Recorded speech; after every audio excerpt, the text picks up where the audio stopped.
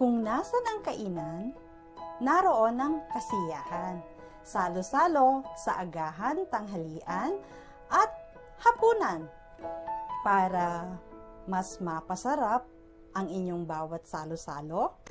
Meron akong inihandang simpleng recipe para sa inyo. At ito ay steamed pork belly with tofu pocket. Kaya, ano pang hinahantay nyo? Tara na mag-umpisa magluto!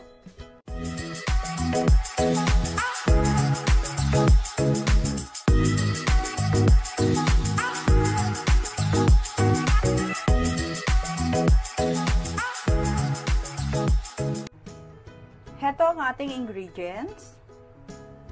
100 grams pork belly, 6 pieces tofu pocket, 2 cloves, garlic, half tablespoon brown sugar, at half tablespoon ng shrimp paste or 1 tablespoon of bagoong. Pwede nyong i-alternate sa shrimp paste.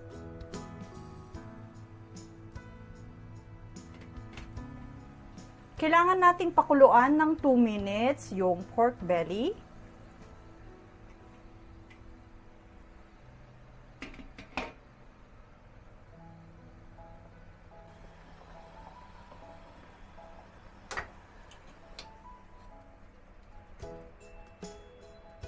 Palamigin muna natin ito bago i-slice.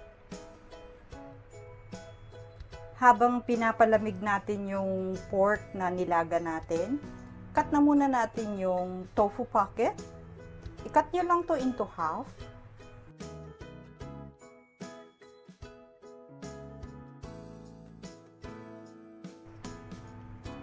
I-mince naman natin yung 2 cloves ng garlic.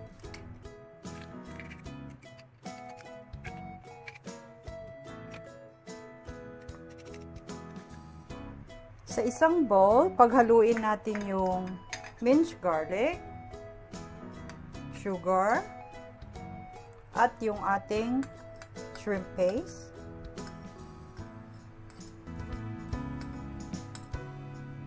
Haluin ninyong maigi ito, at ito ang gagamitin nating pang marinade sa ating pork belly. Pwede na nating slice ang pork belly. Slice nyo lang ng maninipis.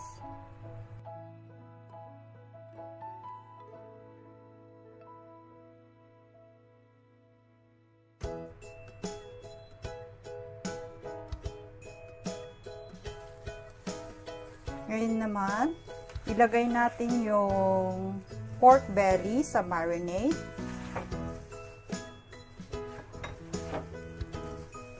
Haluin ninyong maigi.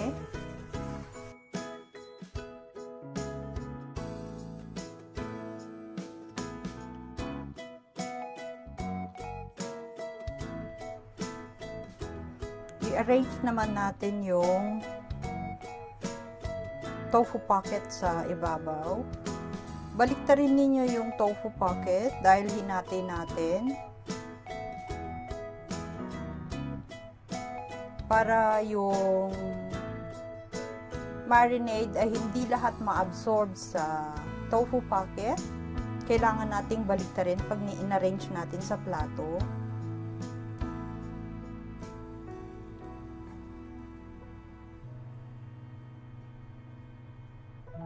Ganyan lang.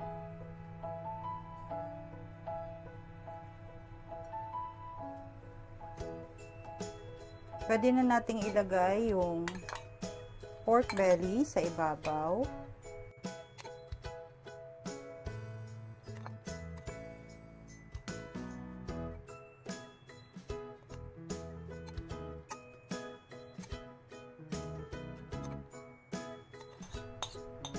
Make sure ilipat ninyo lahat yung minced garlic na naiwan sa bowl.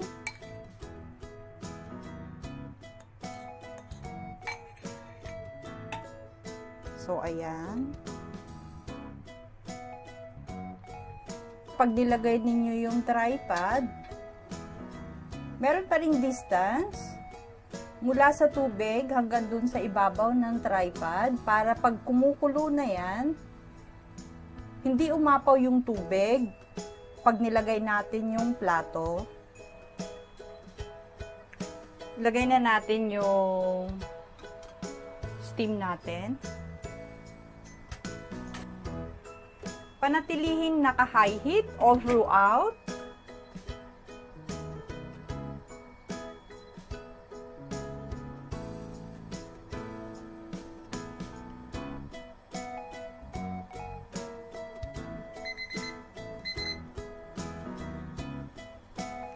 Ready na yung ating steamed pork belly.